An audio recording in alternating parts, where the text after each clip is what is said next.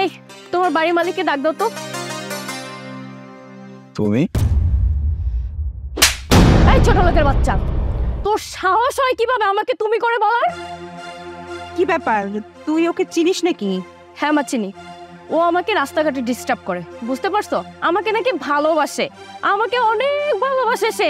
রাস্তাঘাটে যেখানেই দেখে সেখানেই থামে আমার সাথে কথা বলতে চায়। তুমি একবার চিন্তা করো, 2 টাকার ফকিন্নি হয়ে আমাকে ভালোবাসার সাহস করে। কথা আছে না, ছেঁড়া খাতায় শুয়ে চাঁদ ধরার স্বপ্ন, ঠিক সেই রকমের। ঠিকই বলছিস, একটা কাজের ছেলে কিনা আমার মেয়েকে ভালোবাসবে? এত সাহস আসে কোথা থেকে? একটা না আরেকটা চড় দে। না মা বাদ দাও, হাতে সময় নাই, এখন আর ওকে কিছু বলবো না।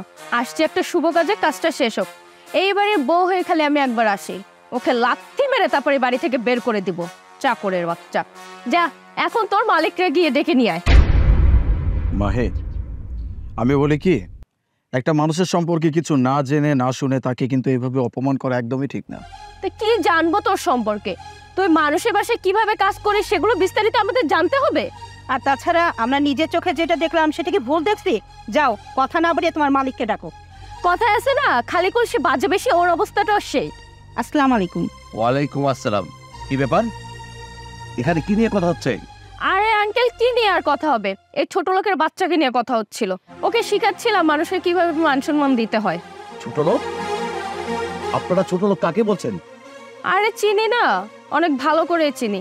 আমার পিছনে পইরা আছে, আমাকে রাস্তাঘাটে অনেক বিরক্ত করে। চিন্তা করেন, ওর সামর্থ্য অনুযায়ী ও মেয়ে খুঁজবে, তা না ও আমার পিছনে পইরা আসছে। আসলে হ্যাঁ, চাকরদের মাথায় তুললে এরকমই হয়। আপনি বেশি মাথায় তুলে ফেলেছেন। আমি খালি বিয়ে করে এই বাড়িতে আসি আঙ্কেল, তারপর দেখবেন ওকে আমি কিভাবে সাহায্য করি। ধাক্কা দিয়ে ওকে আমি বের করে দিব। আচ্ছা ভাইজান, আসলে এখানে দাঁড়িয়ে দাঁড়িয়ে কি কথা বলবো, না ভিতরে যাব আপনার ছেলেটাকে দেখবো? না, ভেতরে আর যাওয়ার কোনো দরকার নাই। ভেতরে যাকে দেখার জন্য যাচ্ছেন সে আপনাদেরকে দেখে ফেলছে, ইভেন আপনারাও তাকে দেখে ফেলছেন। মানে? মারাটা বুঝতে পারতেছেন না?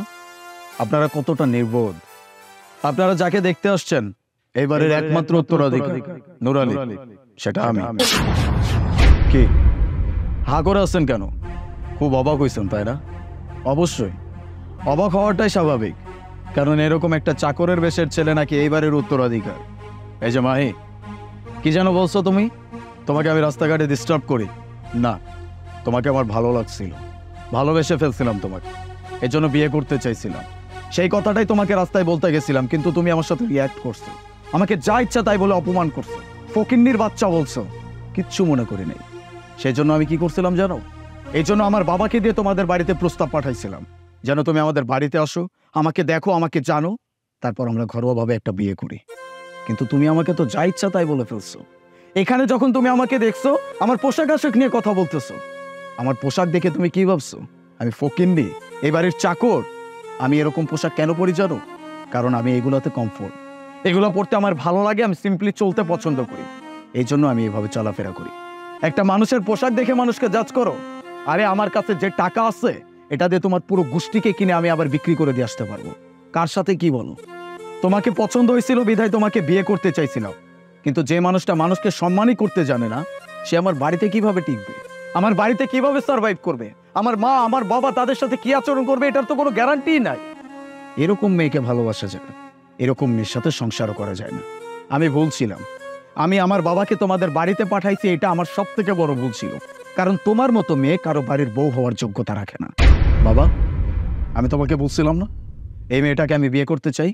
এখন তোমার সামনে আমি বলতেছি, এই মেয়েটাকে বিয়ে করা তো অনেক দূরের কথা, মেয়েটার চেহারাও আমি আর দেখতে চাই না।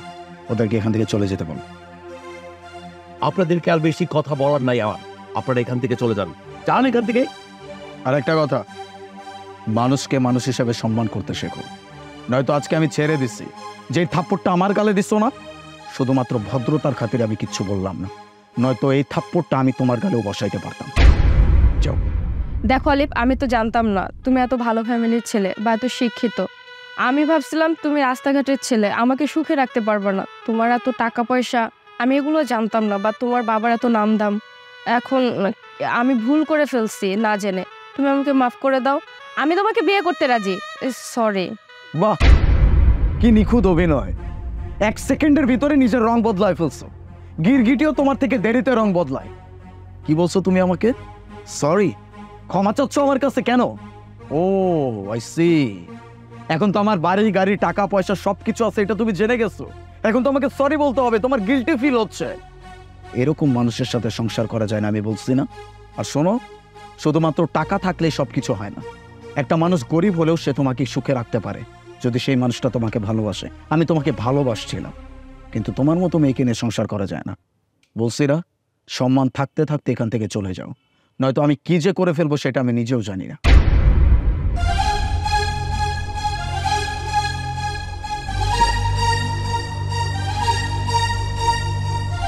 সাব্বাস সাব্বাস বাবা, চল চল বাবা, এখন ভিতরে যাই।